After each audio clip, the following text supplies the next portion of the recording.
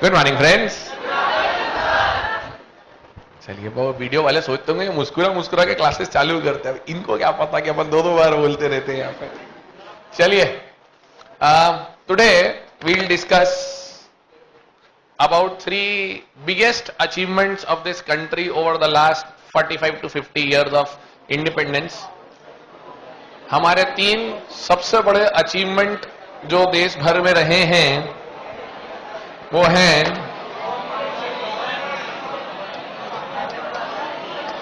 Poverty. ये देखो मेरे देश के बच्चे, देखो आप कितने खुश हो के बोल रहे हैं, देखो आप।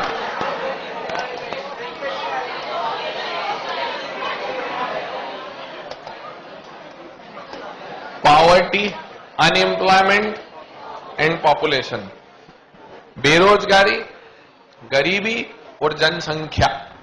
अच्छा, ये तीनों एक विशियस सर्कल है।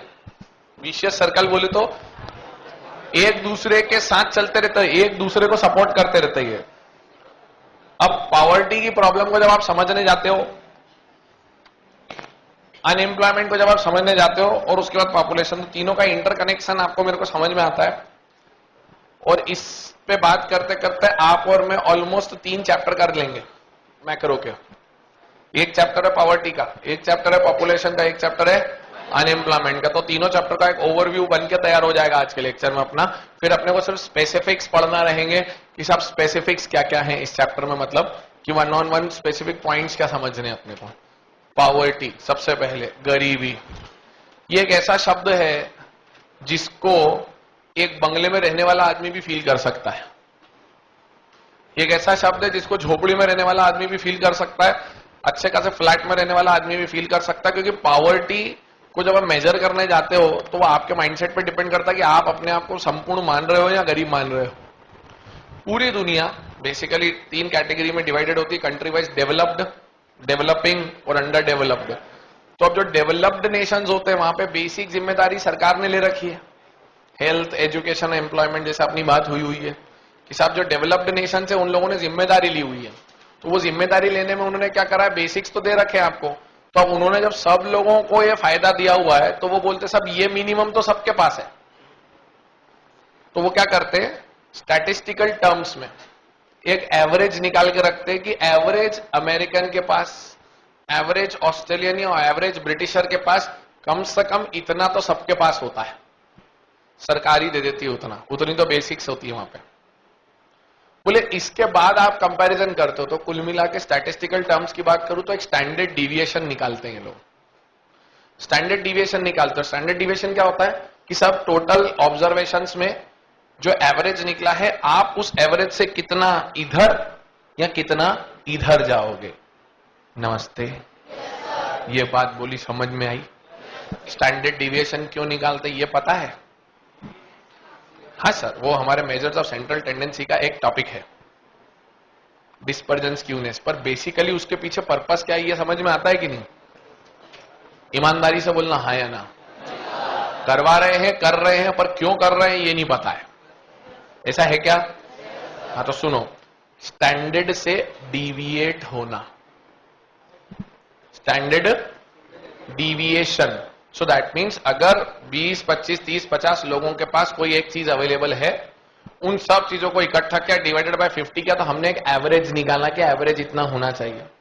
अब उस एवरेज में जरूरी नहीं है सबके पास एक्चुअल में इतना हो, तो हम फिर ये ढूंढने निकलते हैं कि एवरेज से कौन इतना इधर जा रहा है या प्लस जा रहा है या माइनस जा रहा है। That tendency to fluctuate from the standard, वो टेंडेंसी कितनी जाती है, that is called standard deviation. Hindi में से विचलन कहते हैं। विचलन मतलब जो मानक स्थापित हो गया, जो मान स्थापित हो गया, जो एवरेज है, उससे आप कितना इधर हो या कितना इधर हो। सेम चीज सरकार ने जब बेसिक फैसिलिटीज दी हुई है आपको, तो सरकार बोलती है सबके घर में भोजन है, सबके घर में सामान वामान है, इलेक्ट्रॉनिक अप्लायंसेस हैं। तो ये मिनिमम स्टैंडर्ड है एक अमेरिकन घर का। अब इस स्टैंडर्ड से आपके पास कम है तो आप स्टैंडर्ड डिविएशन की कैटेगरी में आओगे, आप कम हो, और हो सकता है आपको अमेरिकन स्टैंडर्ड से ज्यादा है तो आप स्टैंडर्ड से ऊपर हो। तो मैं अगर बोलता हूं सोशलिस्ट इकोनॉमी की बात करूं जहां पर सबको equal distribution of income and wealth होता है, तो वहां स्टैंडर्ड डिविएशन बहुत बड़ा आएगा या बहुत कम आएगा? क्योंकि ऑलमोस्ट सब लोगों के पास बराबर चीजें हैं। लेकिन अगर मैं डेवलप्ड कंट्रीज की बात करूं, कैपिटलिस्ट इकोनॉमीज की बात करूं, तो वहां पर ये स्टैंडर्ड डिविएशन या यूं कहूं अमीर गरीब के बीच का फर्क छोटा मोटा दिखेगा या बड़ा? क्योंकि कुछ लोगों के पास बहुत सारा होगा और कुछ लोगों के पास बहुत कम होगा। यस और नो? पॉवर्टी को दुनिया में देखने के दो तरीके हैं। एक होता है पॉवर्टी को देखने का तरीका, मैं इसको इधर लिख देता हूं, प्रॉपर अलाइनमेंट में आ जाएगा। पॉवर्टी को देखने के बेसिकली दो एंगल होते हैं दुनिया में।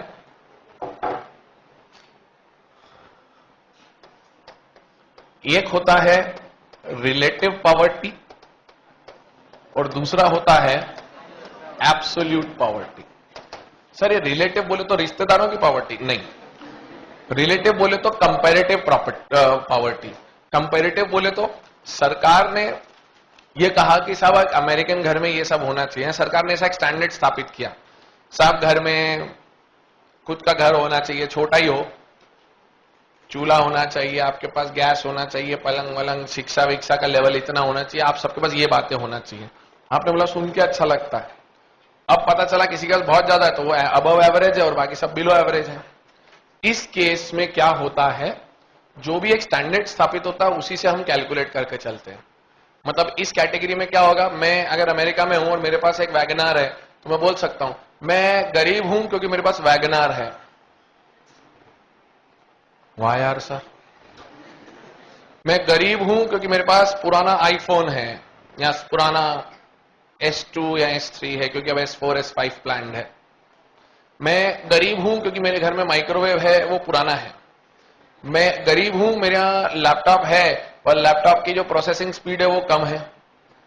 वाह यार सर, आपके जैसा गरीब भगवान सबको बनाए। अपन ऐसा सोचने लग जाते हैं क्योंकि अपने माइंड में गरीब की फोटो कैसी रहती है, सर वो जो बेचारा बिल्कुल फटे हाल घूम रहा है, पेट में दाना नहीं है, तन पे कपड़ा नहीं है, सर पे छत नहीं है, बहुत दिनों से कुछ खाया नहीं है, अपन उस बेचारे को गरीब मानते हैं अपने देश में। विदेशों में गरीबी का कॉन्सेप्ट अलग है, वो चलते हैं रिलेटिव पॉवर्टी पे।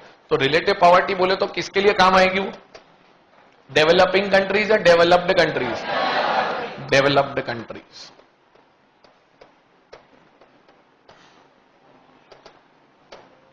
इंडिया में ये जजमेंट नहीं होता। इंडिया में अगर आप मिनिमम मीन्स ऑफ सर्वाइवल पूरे नहीं कर पा रहे हो, रोटी कपड़ा मकान, आपको खाने को नहीं मिल रहा है, आप गरीब हो। आपके तन पे कपड़ा नहीं है, आप गरीब हो। आपके सर पे छत नहीं है, आप गरीब हो। मतलब इंडिया में तो ये वाली पॉवर्टी को अभी लाने में पता नहीं अपना जन्म तो खत्म ही हो जाएगा। लेकिन अपने यहां पर होता है means of survival and consumption levels, means of survival and consumption. अब ये जो होता है ये एब्सोल्यूट पॉवर्टी होता है। ये कौन देखता है? डेवलप्ड कंट्रीज और ये डेवलपिंग। एक मिनट इसमें यहां लिख देता हूं मैं, ये डेवलपिंग कंट्रीज देखती है और उसके बाद नीचे देखते हैं।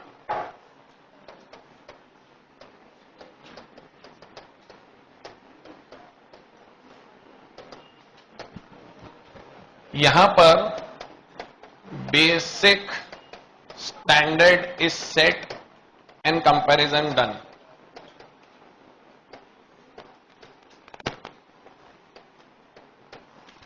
और यहां पर क्या होता है? Minimum means of survival and consumption. 2-3 साल से देश में बड़ा मजाक चलता है। देश की प्लानिंग कमीशन उठ के आती है और बोलती है इस देश में गरीबी को डिफाइन करने के लिए हम ये बोलेंगे जो आदमी 25 रुपए पर डे से कम कमाता है वो गरीब है, जो आदमी 35 रुपए से कम कमाता है वो गरीब है। अब एज पर प्लानिंग कमीशन क्या होता है, ऐसे ना इंग्लिश में बहुत प्यारा कहावत कही जाती है about statistics, with all due regard to the subject. तो महान लोगों ने कहा है, बिकॉज सरकारों ने इसका उपयोग बड़े अजब तरीके से किया है। देयर आर लाइज, झूठ होते हैं, देयर आर मोर लाइज और झूठ, and then there is statistics. Problem क्या होता है, once you start playing with numbers ना बेटा, playing with numbers you can hide various facts. मजाक मजाक में स्टैटिस्टिक्स की बुक्स में मैंने मेरे स्कूल के टाइम पढ़ा था, एवरेज को देख के कभी नदी पार नहीं की जा सकती। You can't cross a river bye counting the average depth of the river. शुरू में 2 फीट गहरी और बाद में 25 फीट गहरी है, तो एवरेज तो 12.5 फीट है, बट प्रॉब्लम हो जाएगा ना। तो बोले average is never, don't always portray the right picture, so therefore you have to sometimes wait and see what is to be done. तो गरीबी रेखा की इस बात को डिफाइन करने के लिए खूब झगड़ा चला इस देश में पिछले 2-3 साल में, और मजाक बना दिया गया कि साहब आपने गरीबी के साथ मजाक कर रहे हो, 20-30 रुपए में क्या हो रहा है आज की तारीख में। आपके मेरे घर में काम करने वाली सकुबाई आती है ना, जो झाड़ू कट का पोछा बर्तन करती है, वो आके बोलती है आज की तारीख में साहब जल्दी करने का, मेरे को दूसरा घर जाना है और मेरा पगार 1200 रुपया और 1 और 2 संडे को छुट्टी लेगी। वो छुट्टी भी लेगी साहब, 1200 रुपया तो आपके घर से लेके जा रही है और ऐसा 6-7 घर पे काम कर रही है वो। At that level if she is earning that much money, तो एज पर भारत सरकार शी इज नॉट गरीब, and if she is not गरीब, भारत सरकार says we will not give any support to her. तो गरीब को डिफाइन करने का कॉन्सेप्ट ही ऐसा लगा कि मैक्सिमम लोग अजीब स्थिति में आ गए। अब स्टैटिस्टिक्स का सबसे बड़ा झूठ क्या है, मतलब इसमें please all due regard to the stat subject, please don't take me that way. Percentage terms में जब आपकी पॉपुलेशन 80 करोड़ थी तो 26% लोग गरीबी रेखा के नीचे थे, ठीक है। अभी आप 120 करोड़ हो और अब वो बोलते हैं 22% लोग गरीबी रेखा के नीचे हैं। अभी परसेंटेज टर्म्स में तो मैं नीचे आ गया, बट मेरा जो बेस है वो इतना बढ़ गया है कि मेरे ओवरऑल नंबर ऑफ गरीब लोग तो बढ़ गए। तो इसका मतलब कई बार ये लाइन कही जाती है और ये क्वेश्चन बनता है आपका मेरा, the number of people in percentage terms below poverty line has reduced, but in absolute terms the number of poor persons in the country has increased. तो भी स्टैटिस्टिकल खेल ही तो है जो आपको दिखा नहीं पाता इस चीज को। नहीं आया समझ में? तो ये खूब विवाद हुआ। अच्छा अब एक बात बताओ, एक दिन का सर्वाइवल बॉम्बे में जैसा करना है वैसा ही आप धार खंडवा में करोगे तो सस्ता पड़ेगा। आप इंदौर में सर्वाइव कर लो और उसके बाद आप जाके बैंगलोर में सर्वाइव करते हो उसी रुपए में, तो पॉसिबल नहीं ना, वो महंगे शहर है, फिर कंपैरेटिवली आपको इंदौर सस्ता लगेगा। तो अब सवाल क्या उठा कि सर आप नेशनल लेवल पे कैसे डिफाइन कर रहे हो कि 30 रुपए में आप सर्वाइव कर जाओगे?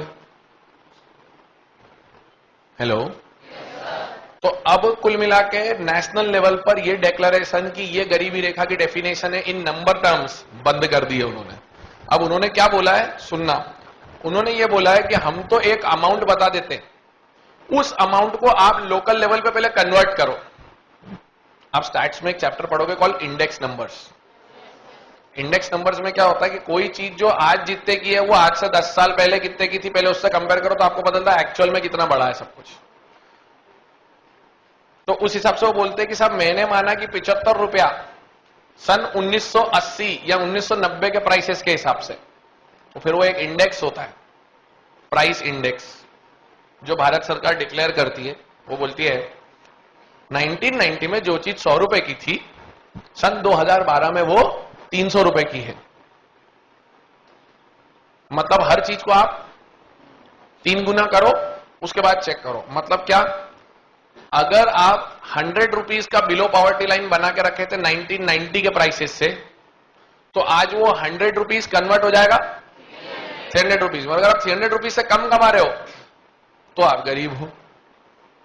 अब ऐसी गरीबी की जो डेफिनेशन है ये नेशनल लेवल पर डिफाइन कर दी है या स्टेट लेवल पर डेलीगेट कर दी है?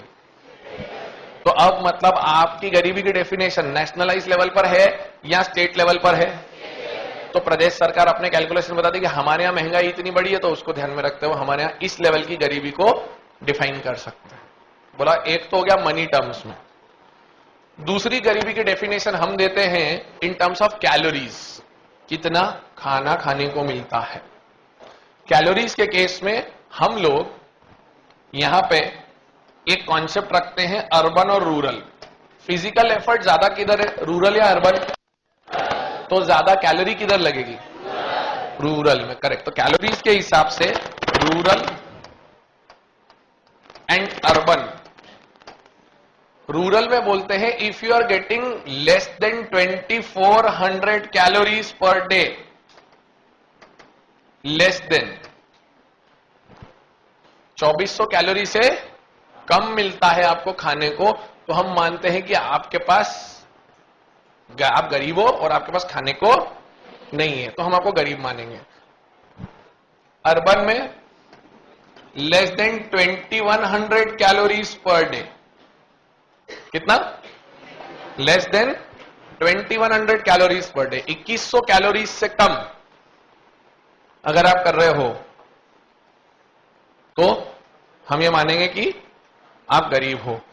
लेकिन इसमें शहर की वो तमाम भाभी Gs and aunty Gs and मामी जीज काउंट नहीं होंगी जो डाइटिंग पे चल रही हैं।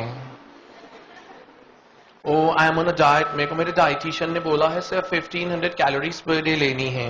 वहां जाके बोल मैंने, चाचे तुम बिलो पॉवर्टी लाइन हो,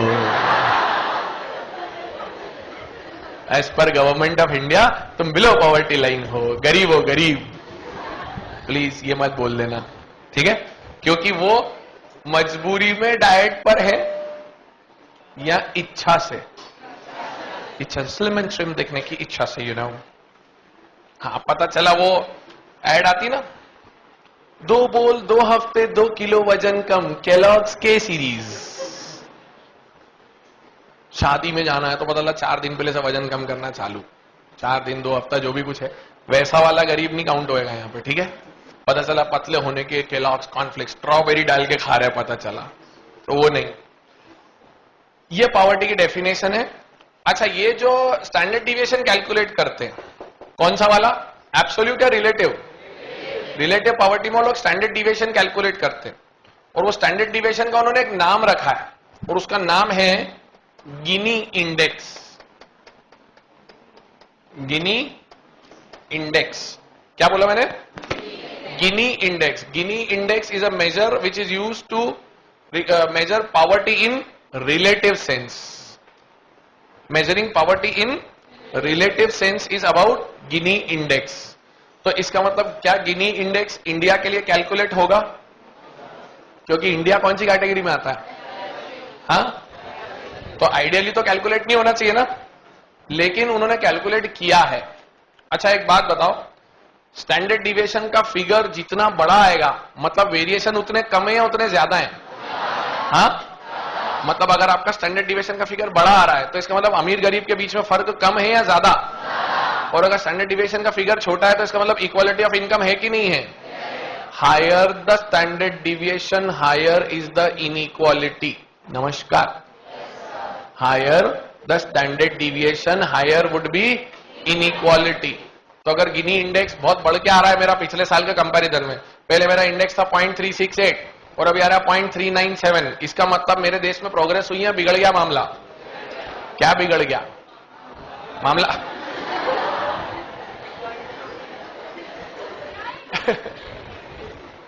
मतलब हुआ क्या, लोगों की इक्वल इनकम डिस्ट्रीब्यूट हो गई है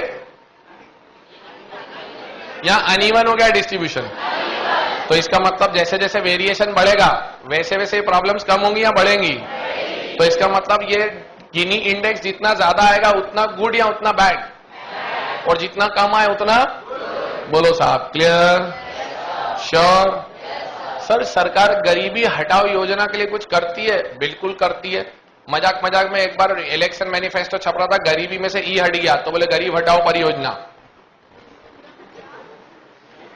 मात्रा की मिस्टेक, ई की मात्रा हट जाए पीछे से, गरीबी हटाओ परियोजना में से ई हटा दो आप, गरीब हटाओ परियोजना। इतनी बड़ी प्रॉब्लम हो जाए, उनका वोट बैंक ही मर जाए बेचारों का। तो बट सरकार ने बहुत सारी कोशिशें की हैं। अच्छा, गरीबी और ये दोनों कॉम्प्लीमेंट्री हो जाते कई बार। तो सरकार जो योजनाएं चलाती है उसका बेसिक उद्देश्य ये रहता है अनएम्प्लॉयमेंट खत्म करने का, और अनएम्प्लॉयमेंट खत्म करने जब जाते हैं तो ऑटोमेटिकली पॉवर्टी क्योर हो जाती है। हेलो, बोलो बात, इतनी बात समझ में आई? 2009, अच्छा ठीक 5 साल पहले की बात बता रहा हूं, इसी समय में सरकार ने एक बहुत गजब की योजना लॉन्च करी थी अनएम्प्लॉयमेंट रिमूवल की। उस योजना के कारण सरकार को बहुत बेनिफिट भी आया था। Any guesses? यस, द योजना was NREGA, national rural employment guarantee act.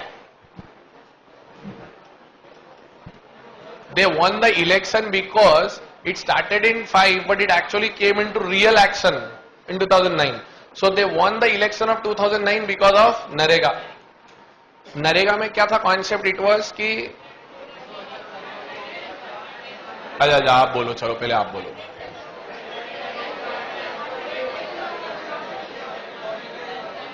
Employment guarantee of how many days?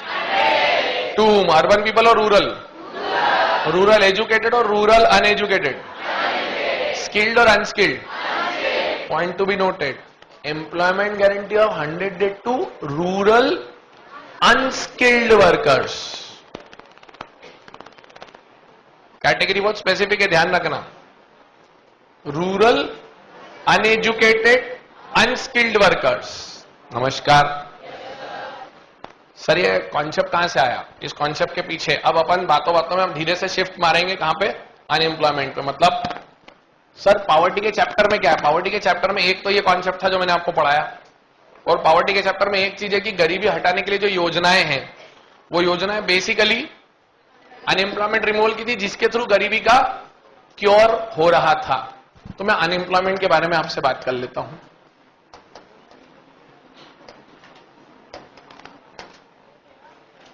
Sir unemployment में एक सबसे बड़ी योजना इन लोगों की थी नरेगा।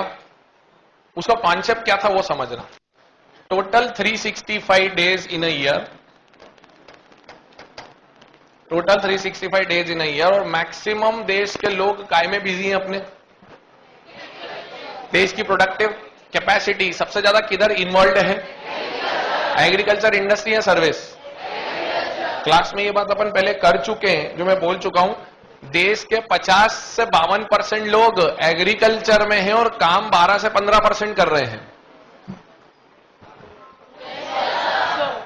उसके ठीक उल्टा सर्विस सेक्टर में लोग कम है और 60% तक काम कर रहे हैं। नमस्ते। सुन के कितना अच्छा लगता था, काम हुआ थोड़े से एग्रीकल्चर के निकाल के सर्विस में डाल दो, बैलेंस हो जाएगा। सुनने में जितना आसान लगता है, करने में उतना मुश्किल है, क्योंकि सर्विस सेक्टर का बेसिक काम है एक ढाबे पे वेटर बनना। सर्विस सेक्टर में आप जाओगे तो बेसिक कम से कम छोटे से छोटा काम क्या करोगे? वेटर बन जाओगे। एक वेटर बनने के लिए भी इतना सेंस ऑफ रिस्पॉन्सिबिलिटी और अंडरस्टैंडिंग होना चाहिए कि कौन सी टेबल पे कौन सा खाना गया है, किसको क्या चाहिए, और फाइनली बिल बनवाते टाइम याद रखना पड़ेगा कि कौन सी टेबल पे क्या क्या सामान दिया था, तो बिल बन के आए ढाबे पे से। सर एग्रीकल्चर सेक्टर के लोग बेचारे पढ़े लिखे नहीं है हमारे देश में, और हमारे देश का सबसे बड़ा ट्रबल क्या है? ज्यादा लोग वहीं और कम पढ़े लिखे लोग वहीं। मैथमेटिकली पजल सॉल्व करने के लिए सबसे सिंपल लगता है यहां के लोग निकाल के सर्विस सेक्टर में डाल दे तो कितना अच्छा होगा, सब इक्वलाइज हो जाएगा, बट वो प्रैक्टिकली पॉसिबल नहीं है। तो अब क्या होता है? एक और ऑप्शन, सर मरवा दो इन सबको। कैसी बात कर रहे हो सर आप? ये कोई तरीका हुआ? तो वो बोलेंगे सर्विस सेक्टर वाले ज्यादा काम कर रहे हैं, इनका काम कम करवा दो, इनको खाली बिठाओ तो भी बैलेंस हो जाएगा। तो ये तो सब पॉसिबल नहीं ना। So you need to upgrade people, you need to empower people. 365 दिन होते हैं और मैक्सिमम लोग एग्रीकल्चर में इन्वॉल्व है। अपने देश का 60% एरिया, ओए ध्यान से सुनना, अपने देश का 60% एरिया मॉनसून बेस्ड खेती करता है। मॉनसून बेस्ड खेती बोलने का मतलब 60% of the area is rain fed, not fed up of rain, rain fed. मतलब वहां पे जब 6 महीना बरसात गिरती है, it will start from May June July August September, and then October November December they will reap the fasal, and then December Diwali तक आते आते जनवरी तक वो फ्री हो जाते हैं। मतलब जून से ऑक्यूपाइड होंगे दिसंबर तक, जनवरी टू जून फिर वेल्ले। अब होता क्या है, 180 days you are involve in agriculture, so left out is 185, अब वो जो कैलकुलेशन आई ना 100 दिन की, वो कैसे ही वो समझा रहा हूं मैं कि 100 दिन का रोजगार देना है. 30 days any casual sick regular leave something taken on a standard basis. देखो मैक्रो इन एप्लीकेशन जब होता है तो ऐसे होता है. मतलब अब ये जो कॉन्सेप्ट डिजाइन हुआ था ये किसी बुक में नहीं था. It's an art that I got the problem कि people are getting unemployed and they are unemployed for half of the year. So how should I now come? ऐसा भी बोल सकता था 150 दिन का रोजगार देंगे. तो बोला नहीं, ऑन एन एवरेज 30 छुट्टी तो सबको लगती है, 30 हॉलीडेज इन अ ईयर. इसके अलावा वीकेंड मतलब एक संडे, तो 52 संडे हो गए. बोले वो इधर उधर मिला के इक्वेट होंगे. अब बच्चा यहां पे क्वेश्चन करता, अगर बहुत ज्यादा प्रिसाइज चलेगा ना मैथमेटिकली वो, तो बोलेगा इसमें गए ना 26 संडे. तो अगर आप प्रिसाइज जाओगे, मैं मैक्रो के एंगल को ही समझाने की कोशिश करूं कि macro doesn't work exactly on a formula, it works on a generic way to work out things. तो बोले 82 माइनस 185, तो ऑन एन एवरेज में 100 दिनों का रोजगार देना है मेरे को. क्यों देना है पता है? अगर मैं 100 दिनों का रोजगार इनको वहां नहीं दूंगा रूरल एरिया में, तो ये सब लोग माइग्रेट करके किधर आते? अर्बन एरिया में. और अर्बन एरिया में आप देखना जनवरी से लेकर जून तक आपको शहर के आउटस्कर्ट्स पे मवेशियों के साथ बहुत सारे रूरल एरिया वाले लोग तंबू गाड़े हुए दिखते. अभी प्रॉब्लम क्या होता है, अर्बन एरियाज का इंफ्रास्ट्रक्चर, शहरों की डिजाइनिंग इस एंगल से नहीं हो सकती कि 6 महीने मेहमान आएंगे आपके यहां पे. 6 महीने मेहमान क्यों? एक बात समझना, एवरी इंडिविजुअल ही और she resides uses the basic infrastructure of city. आप और मैं सुबह उठते तो आपके मेरे घरों में टॉयलेट्स वर्क करते, पानी वर्क करता है, सारी बेसिक चीजें सब्जी वाले से लेकर दूध वाला तक पूरा एक सिस्टम काम करता है, तो आप और मैं घर में सर्वाइव कर पाते हैं. पेपर वाला रिलेंटलेस ड्यूटी कर रहा है, दूध वाला रिलेंटलेस ड्यूटी कर रहा है, नगर निगम वाले काम कर रहे हैं, रोड्स बने हुए हैं, तभी आप और मैं सर्वाइवल यहां पे खड़े होकर मैं भी बोल पा रहा हूं और आप यहां बैठ के सुन पा रहे हो. अब ये इंफ्रास्ट्रक्चर जिन लोगों के लिए डिजाइंड है, उस पर आप एडिशनल प्रेशर डालोगे हर 6 महीने में, तो वो इंफ्रास्ट्रक्चर क्रम्बल अप करेगा, बिगड़ेगा. समस्या क्या? अगर उनकी नीड्स पूरी नहीं होती हैं तो वो लोग क्राइम की ओर बढ़ते हैं. बच्चों का भूखा पेट भरने के लिए आदमी गलत कार्य करेगा, तो आप क्या करो, उसको माइग्रेट करा रहे हो रूरल से. तो सबसे पहला ऑब्जेक्टिव क्या था मैक्रो लेवल पे कि साहब इनको इनके घर पे ही रहने दो. तो बहुत सारी योजनाएं चलाई गई अंडर नरेगा कि साहब अब क्या करना है, इनसे काम क्या करवाओ, पढ़े लिखे हैं नहीं, स्किल्ड नहीं है, तो काम क्या करवाओ? बोले इनसे काम करो, तालाब गहरे करवाओ तो पानी इकट्ठा कर पाएंगे. रोड बनती है तो रोड में जो मजदूर लगते हैं वो इन्हीं को बनवाओ. केबल्स बिछानी है तो केबल्स बिछाने के लिए जो गड्ढे करना है इन्हीं को बिठाओ. ये सब लोग मिलकर अपना काम करेंगे तो ये अपने ही शहर में, सॉरी अपने ही गांव में, अपने ही एरिया में रहेंगे, तो हम अर्बन्स को भी ठीक ठाक रख सकते हैं. कॉन्सेप्ट ऐसे निकल के आया. तो नरेगा की योजना एक इसकी बहुत बड़ी योजना है. अब वो नरेगा का नाम मनरेगा हो गया, ये भी बता दूं मैं आपको. It's now Mahatma Gandhi national rural employment guarantee act. एक ये बहुत बड़ी योजना है. और जैसे स्वर्ण जयंती ग्रामीण रोजगार योजना, देश ने जब 50 साल आजादी के पूरे करे, इसमें ना बहुत स्मार्टनेस है. हाँ, सरकार हर बार कुछ ना कुछ ऐसे ही आती है, हम गरीबों को गरीबी से मुक्त कराएंगे, लोगों को नौकरियां दिलाएंगे और ये सब ब्ला ब्ला ब्ला, ये चलता ही रहता है इन लोगों का. 65 साल हो गए और अपन अभी तक ऐसी बातें सुन के चल रहे हैं. अभी जब इस गरीबी को रिमूव करने जाता तो जब देश ने 50 साल आजादी के पूरे करे, तो अब उस गवर्नमेंट ने बोला हमारा अचीवमेंट क्या है, तो क्या करा, पुरानी 2 योजनाएं चल रही थी. IRDP integrated rural development programme, noting ना करें, सब मिलेगा नोट्स में आपको. MWS million well scheme. Million well scheme मतलब 10 लाख लोगों को खुश नहीं रखना है, 10 लाख कुएं खोदना है. अब ये कुआं खोदना क्यों जरूरी है, कोई आइडिया दे सकता है? हाँ,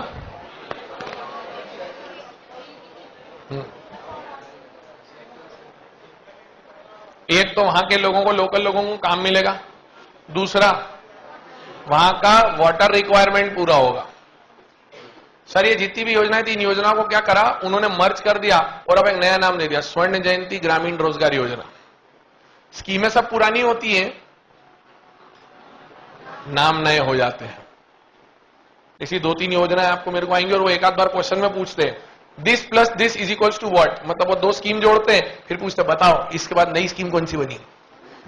तो आपको मेरे को वो थोड़ा सा पढ़ना पड़ेगा। करेक्ट? ये होती है हमारे देश की पॉवर्टी रिलेटेड समस्याएं।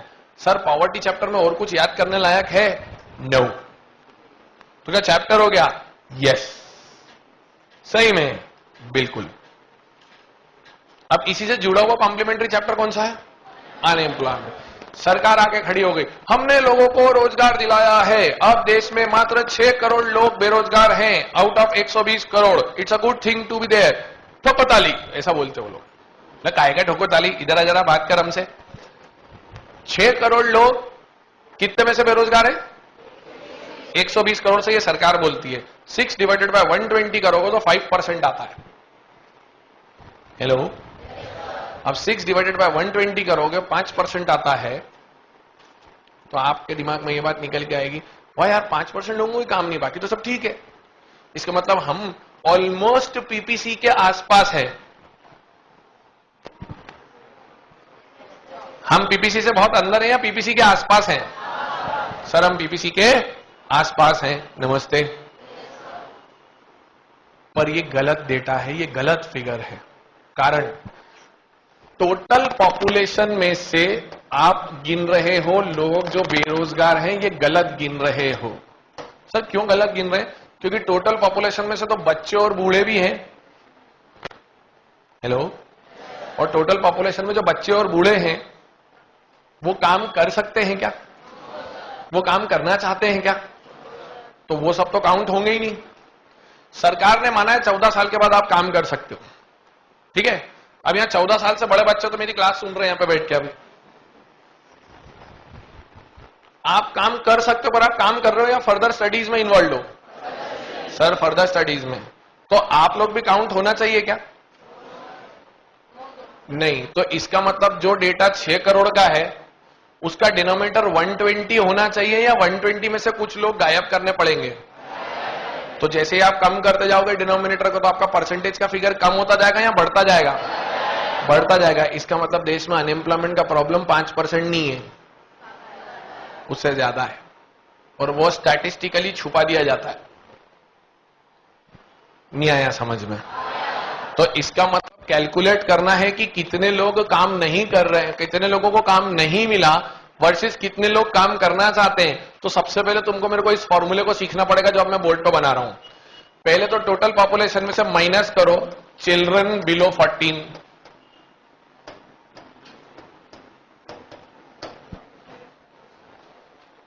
Adult above 60। 60 आ गए ना? फिर आराम करें। अडल्ट्स अबव 60 माइनस, आप लोगों को क्या बोलूं? बेरोजगार। सर क्या का बेरोजगार? मैं तो काम करने नहीं गया तो क्या का बेरोजगार? तो students not looking for employment. Hello, मतलब आप काम अभी करना ही नहीं चाहते ना, फर्दर स्टडीज में इन्वॉल्व हो ना। तो स्टूडेंट्स फुल टाइम स्टडिंग या full time study, full time study में इन्वॉल्व स्टूडेंट्स, मतलब वो अभी फुल टाइम का मतलब 24 घंटे पढ़ना नहीं होता है। हाँ सर हम नहीं पढ़ते 24 घंटे, पर आप अभी डेडिकेटेड किस चीज पे हो? पढ़ाई पर, ठीक है। इसके अलावा वो सारे लोग जो देश की जेल में, मेंटल अस्पताल में और संसद भवन में बंद हैं। तीसरा वाला नहीं, हाँ आचार संहिता चले जब आरोप लग जाएगा मेरे ऊपर। गौर से देखिए, यही है वो काली टी शर्ट वाला व्यक्ति, ऐसा बना देंगे। भैया वीडियो मत दे देना कहीं पे। Students, full time studying students, ठीक है। उसके बाद people confined to correctional institutions, mental hospital में जो लोग हैं, जेलों में जो लोग बंद हैं, वो भी तो एक काउंट है। जेलों में थोड़े बहुत है, बहुत सारे हैं। इस देश की अजब हालत आपको पता है? एक पिक्चर आई थी जेल, देखी थी क्या? नील नितिन मुकेश की। उसमें ना जेल की कड़वी सच्चाइयां दिखाई गई थी। कई लोग बरसात के मौसम आने से पहले इंटेंशनली एक जुर्म करते हैं और वो बोलते हैं प्लीज गिरफ्तार कर लो। बोला मैं देखता हूं तो हर साल बरसात के पहले गुनाह करता है। बोले हाँ साहब, तो क्यों? बोले बाहर सोने का जगह नहीं मिलता है, 2 वक्त का ढंग का खाना नहीं मिलता है, अंदर कम से कम 2 वक्त का खाना मिलता है, प्रॉपर सोने को जगह मिलती है। This is our country.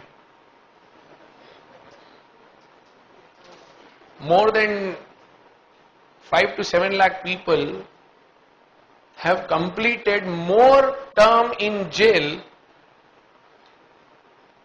than the term which could be given to them for whatever they have done wrong. अर्थात मैंने कोई जुर्म किया, मेरे को आप मैक्सिमम सजा इस जुर्म की दे सकते हो 6 महीने की जेल। 2 साल से मेरे केस की सुनवाई नहीं हुई है तो 2 साल से तो मैं जेल में बैठा हूं कि केस की सुनवाई हो। ये आपको जो आंदोलन दिख रहा है ना इस देश में अभी, ऐसी एक नहीं ऐसी अनेकों बातें इकट्ठी हो गई हैं इस देश में जिसके कारण बहुत परेशान है लोग। वित्त मंत्री प्रणब मुखर्जी जो अभी प्रेसिडेंट बन के बैठे हैं, जब वित्त मंत्री थे खड़े होकर संसद भवन में बजट सेशन में यूं बोल रहे हैं 40% of the vegetable which is grown does not even come to the market. Why? Because there are no storage and transportation facilities in this country. Trust me, my friends, 100 kg you grow in fields, you bring only 60 kg to the market, 40 kg nobody is eating, it is getting wasted. Immediately the supply is short. The moment you just increase this 40%, the vegetable prices will come down. अभी देश में 12 महीना खेती नहीं होती है। Bhakra Nagal dam Punjab Haryana side है, Sutlej river पे, उस डैम के कारण पंजाब हरियाणा में 12 महीने खेती होती है। इकोनॉमिकली वो इतना अच्छी पोजीशन में है कि छोटे छोटे गांव में BMW ऑडी घूमती है। वहां पे गांव नहीं बोलते, पिंड बोलते हैं उसको वो लोग। 12 महीना खेती होती है। Point to be noted here is 2-4 state है जो 12 महीने खेती कर रहे हैं, बाकी सब तो 60% लोग काय पे है, रेन बेस्ड है। अभी भी यह देश इतना अनाज बना लेता है कि आपको मेरे को और सारे गरीबों को रोज 2 टाइम खाना खिलाया जा सके। We have enough food in this country. The trouble is this food is not feeding humans, it is feeding rats. साला वो चूहा इतना स्ट्रांग है, बिल्ली देख के भाग रही है उसको, सरकारी गोदाम के चूहे को। आप बिलीव नहीं कर सकते। मतलब आप समझो सब कितना करना है, सब खाना बनाना, खाना बना दिया, अनाज बनाना, अनाज बना दिया, सब्जी उगानी, सब्जी उगा दी। अरे तो ट्रांसपोर्ट नहीं कर पा रहे यार। मतलब जब ये सब सुन के ना कई बार घर पे जो खाना ले डाउन होता है ना और मम्मी सलाद वलाद काट के प्रॉपर ट्रे में सजा के और सब रखती है तो रियलाइज होता है बहुत धनी है अपन लोग जो अपने को ये सब मिल रहा है। Can you imagine? It's a factual data of this country now. 30% of these Indians can't eat their dinner. 30% of Indians can't eat a proper dinner. Proper छोड़ो, can't eat a dinner. And you and I sitting at home sometimes we say, mood नहीं हो रहा है, अच्छा Maggi खा ले, अच्छा पराठा खा ले, चल ठीक है कुछ नहीं तो दूध बिस्किट खा के तो सो जा। काहे की चॉइस, काहे का ऑप्शन, 2 वक्त की रोटी नहीं मिल रही इस देश में। और चिड़ क्यों आ रही है सबको? अब कम है क्या? नहीं बना पा रहे क्या? सब है और दे नहीं पा रहे। सुप्रीम कोर्ट ने आदेश दिया भाई इस देश में। सुप्रीम कोर्ट ने बोला अनाज सड़ रहा है ना सरकारी गोदाम में, मुफ्त बांटो। शरद पवार खड़े हो गए, नहीं बांट सकते। सुप्रीम कोर्ट को मना कर दिया, नहीं बांट सकते।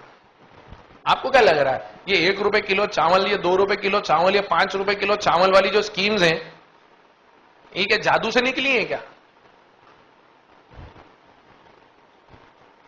ये सब एक्सेस जो अवेलेबल है उसको इलेक्टोरल स्टाइल से बांट रहे हैं।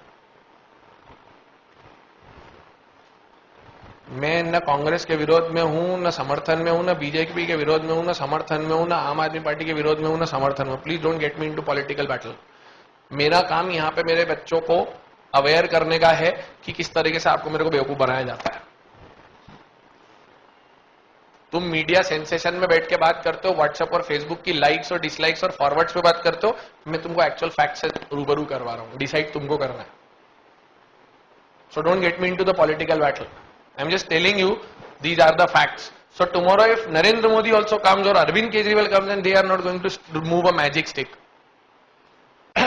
आप अगर ये सप्लाई और डिस्ट्रीब्यूशन ही सुधार दो, सिंपल इकोनॉमिक्स है यार। अगर अनाज का सप्लाई बढ़ेगा तो अनाज का दाम बढ़ेगा या कम होगा?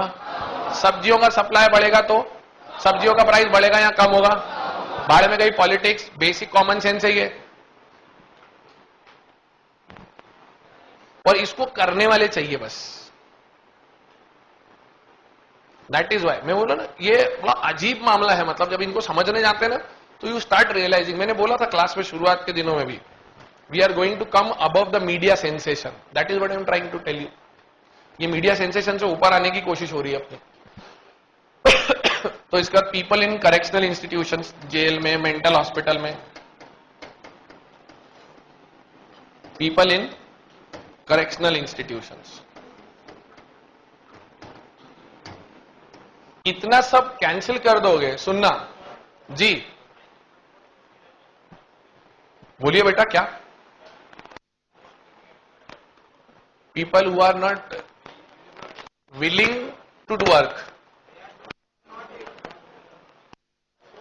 जो काम करना चाहते पर काम नहीं मिल रहा, वही तो कैलकुलेट करने जा रहे हैं। आप एक मिनट, आप फिजिकली चैलेंज लोगों की बात कर रहे हो? अच्छा, वो मतलब जो शारीरिक रूप से सक्षम नहीं है काम करने में। अच्छा, आपका सेंटेंस सुन के लगा जो लोग काम करना चाहते पर काम नहीं मिल रहा, तो मैंने वही तो कैलकुलेट करने निकला हूं मैं।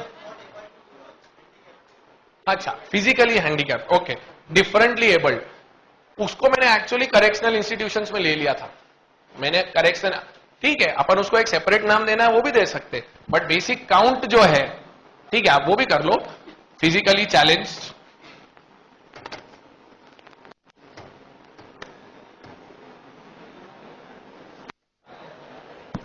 अब आप इतनों को बाहर करो। इन्हीं के अंदर दो लोग कौन से सुन लेना, बेसिकली ये जो पहले दो है ना, ये हमारी डिपेंडेंट पॉपुलेशन है। नहीं आया समझ में? ये हमारी डिपेंडेंट पॉपुलेशन है। तो टोटल पॉपुलेशन में से डिपेंडेंट हटाओ, तो इंडिपेंडेंट में से ये सब भी गायब करो, तो अब आपको कौन से लोग मिले जो एक्चुअल में काम कर रहे हैं या जो काम करने के लायक हैं? हाँ, काम कर रहे हैं या काम करने के लायक हैं? एबल टू वर्क और एक्चुअली वर्किंग? करेक्ट। तो people who are able to work, people able to work. अब इस एबल टू वर्क में दो लोग मिलेंगे आपको, जिनको काम मिला है और जिनको काम नहीं मिला है। इकोनॉमिक्स की भाषा में बच्चों ध्यान से सुन लेना, जो लोग काम करने के लायक हैं, इसके लिए इकोनॉमिक्स में उनको एक टर्म दिया जाता है, they are called the labour force of the country. क्या कहलाते हैं वो? वर्ड लेबर सुन के मेरे कुछ बच्चे नाराज ना हो जाएं, वो ये ना बोले अरे इसमें तो doctor, lawyer, chartered accountant, engineer सब आ गए। हाँ आ गए, उन्हें आप लेबर बोल रहे हो। लेबर यहां पे हम्माली करने वाला सेंस नहीं है। All the people who are capable to work, क्योंकि इकोनॉमिक्स की डेफिनेशन के हिसाब से एनी मेंटल और physical work done with an economic motive is labour. मैं आपको पढ़ा रहा हूं, मैं आपसे फीस ले रहा हूं, ये लेबर है। मैं अपने बेटे को घर पे पढ़ा रहा हूं, उससे फीस नहीं ले रहा हूं, तो वो लेबर? एनी मेंटल और physical work done with an economic motive is called labour. तो लेबर वर्ड से सिर्फ मजदूरी करने वाले लोग न गिने जाएं, इसमें पढ़े लिखे लोग भी शामिल होते हैं मैक्रो इकोनॉमिक टर्म्स में जब आप वर्ड लेबर फोर्स यूज करोगे.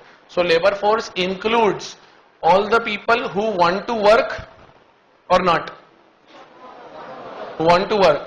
तो अब हु वांट टू वर्क अगर आ गए, उसके अंदर दो लोग होंगे, जिनको काम मिल गया है और जिनको काम नहीं मिला. तो एक मिनट बेटा, मैं आपका क्वेश्चन ले रहा हूं, एक सेकेंड. हाँ, तो labour force includes what? Those people who want to work. Yes और नो?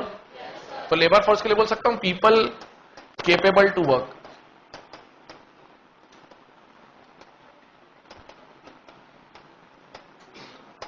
अब इसमें से अगर मैं अनएम्प्लॉयड लोग हटा दूं, हेलो, अगर मैं इसमें से अनएम्प्लॉयड लोग हटा दूं,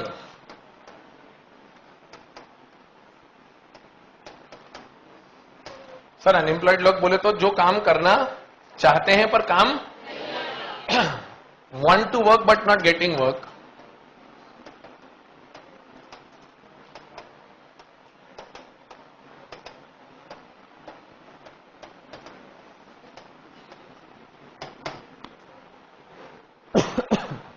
तो इसमें से क्या निकल के आ जाएंगे?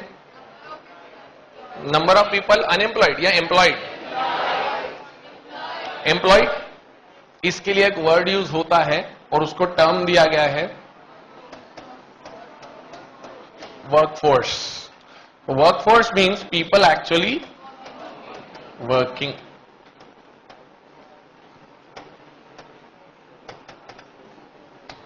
तो which is a bigger term? बड़ा टर्म कौन सा बेटा? लेबर फोर्स या work force?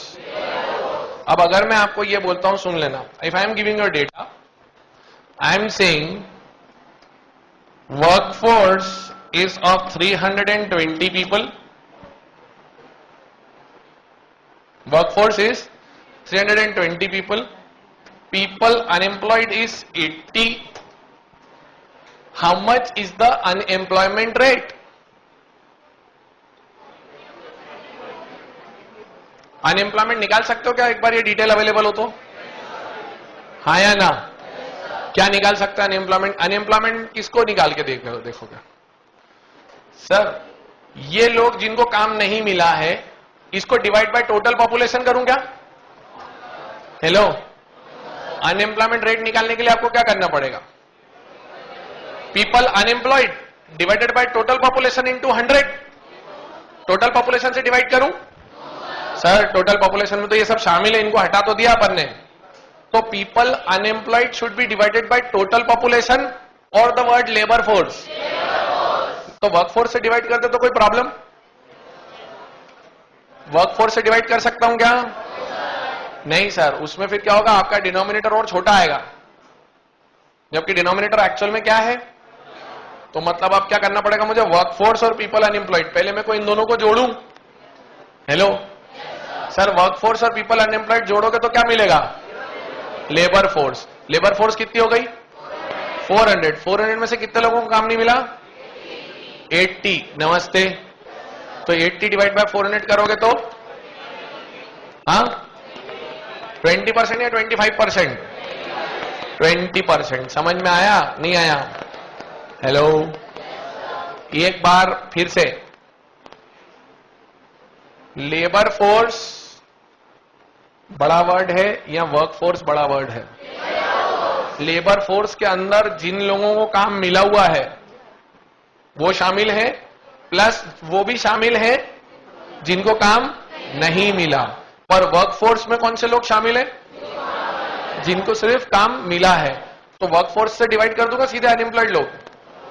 No sir, total काम करने लायक लोग. हाँ या ना? हेलो, आप सबसे छोटी सी रिक्वेस्ट, इतने को नोट कीजिए.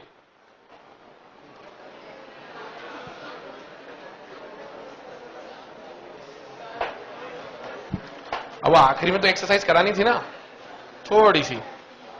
या एक काम करूं, फोटो खींच दूं, व्हाट्सएप पे ट्रांसफर कर लेना एक दूसरे के पास. है. इन तुम लोग का तो बस चले ना, तो व्हाट्सएप पे एग्जाम भी दिलवा दो, आप ही दे दो, हम फॉरवर्ड कर देंगे हमारे आंसर.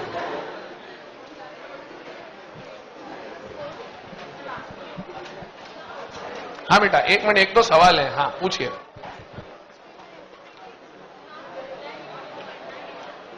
वो वॉलेंटरीली अनएम्प्लॉयड होंगे, वो काम करने के लायक लोग तो है ना, इसलिए वर्कफोर्स, वो लेबर फोर्स में तो काउंट होंगे।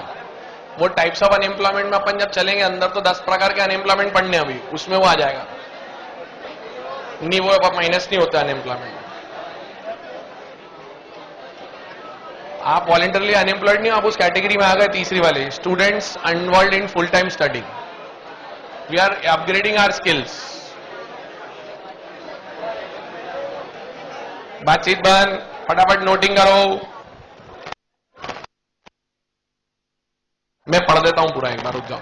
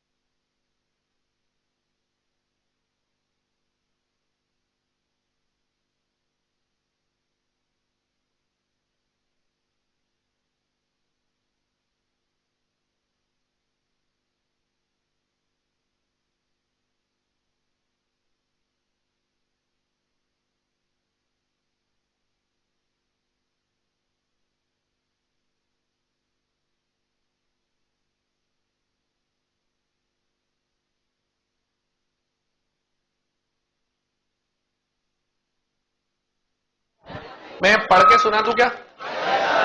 पूरा सुनते जाओ एक बार फटाफट। पॉवर्टी की दो कैटेगराइजेशन है, रिलेटिव और एब्सोल्यूट। पॉवर्टी की दो कैटेगराइजेशन,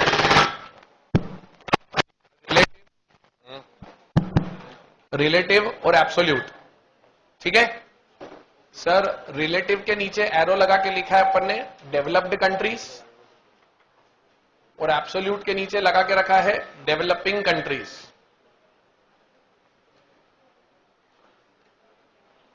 डेवलप्ड कंट्री के नीचे एक एरो लगा हुआ है और लिखा है basic standard is set and comparison done.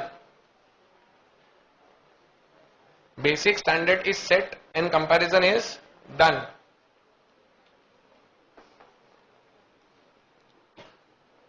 Developing countries के नीचे जो एरो बना हुआ है वहां लिखेंगे minimum means of survival and consumption. Minimum means of survival and consumption.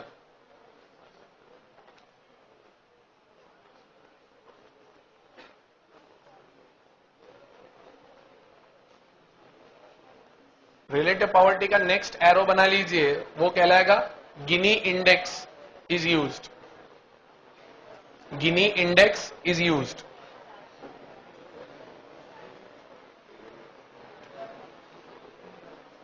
अपने को ऑब्जेक्टिव क्वेश्चन में मिलेगा Gini index is used to major what kind of poverty, तो हम सिलेक्ट करेंगे पॉवर्टी।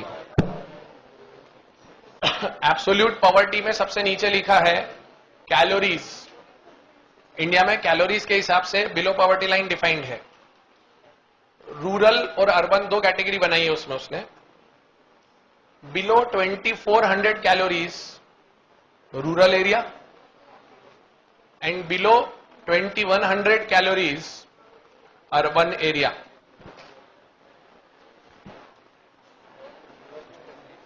रूरल में 2400 है क्योंकि वहां फिजिकल एफर्ट ज्यादा है, और अर्बन में कम है। उसके बाद अपन बात करते हैं अनएम्प्लॉयमेंट कैलकुलेशन की। तो अनएम्प्लॉयमेंट कैलकुलेशन में जब बात करने जाते हैं तो हमने एक बेस पॉइंट सीखा आज। सर अनएम्प्लॉयमेंट कैलकुलेशन में यह देखना है कि हमको बोलते हैं कि टोटल पॉपुलेशन में से किन लोगों को काम नहीं मिला, बट बेसिकली हमको पहले यह देखना है कि टोटल पॉपुलेशन से डिवाइड करके निकालना ही गलत है। We should be doing it from the category of people who are capable to work. तो हमने कुछ एक फॉर्मूला सीख रहे हैं, प्रैक्टिकल क्वेश्चन आता है इस पे एग्जाम में, अपने को प्रैक्टिस में भी आएंगे। Total population minus children below 14 minus adults above 60 minus students involve in full time studies minus people in correctional institutions. ये करेक्शनल इंस्टीट्यूशन मतलब जेल हो गए, मेंटल हॉस्पिटल्स हो गए। उसके बाद physically challenged people. Total population में से जब ये सब लोग हटा दिए जाएंगे so we will get people who are capable to work. इसको इकोनॉमिक्स में, मैक्रो इकोनॉमिक्स की टर्मिनोलॉजी में इसे वर्ड को बोला जाता है labour force. Sir labour force वो लोग होते हैं जो काम करने के लायक हैं। लेबर फोर्स के अंदर फिर आप देखते हो हु आर अनएम्प्लॉयड। सर काम तो 100 लोग करना चाहते हैं लेकिन 10 लोग खाली बैठे हैं, तो लेबर फोर्स है 100 माइनस 10 जिनको काम नहीं मिला, बचे 90 इज वर्क फोर्स। उसको याद करने का एक तरीका है, जो एक्चुअल वर्किंग है वो वर्क फोर्स है। तो ऐसे कोरिलेट कर लेना, actually working work force, confusion ना आए। क्योंकि बच्चे बाद में क्या जब प्रैक्टिकल्स आते तो कंफ्यूज होते, लेबर फोर्स कौन सी, वर्क फोर्स कौन सी। वर्किंग वाले वर्क फोर्स, ठीक है, वर्किंग वाले वर्क फोर्स। फिगर बड़ा किसका आएगा हमेशा? क्या कभी ऐसा हो सकता है work force is bigger than labour force? Sir it is not a possibility because work force is a subset of labour. ये पढ़े लिखे लोगों वाली स्टाइल में बोला तो समझ में आया क्या? हाँ ये जल्दी समझ में आया होगा। Sir work force is a subset of labour force, पक्का? अब अगर मैं आपको एक फिगर देता हूं, मैं आपसे पूछता हूं मुझे अनएम्प्लॉयमेंट निकाल के दो। 120 पीपल वर्किंग, इधर 120 पीपल वर्किंग, डस्टर कहां गया?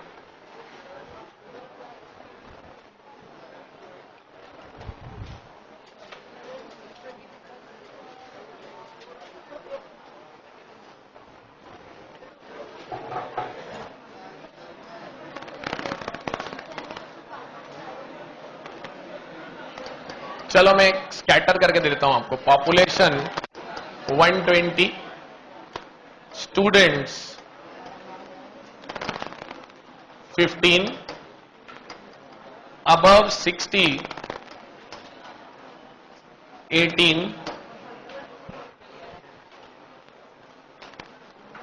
people unemployed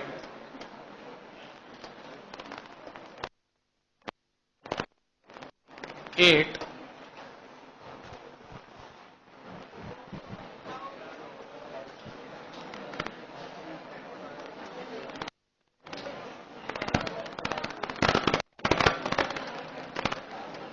people in jails 7. Calculate unemployment. Calculate unemployment rate.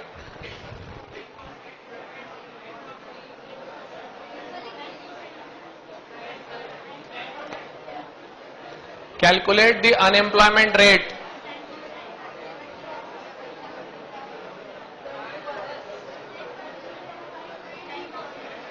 कैसे निकाली? सर 120 में से क्या क्या माइनस होगा? -15, -18, -7, तो ये क्या निकला? 80. 80 क्या है, लेबर फोर्स की वर्क फोर्स? अब इस लेबर फोर्स में से कितने लोगों को काम नहीं मिला हुआ है? 8, तो 8 डिवाइडेड बाय 80, 10%। हेलो, समझ में आया? पक्का? Very good. समय है या समाप्त हो गया है? समाप्त हो गया है।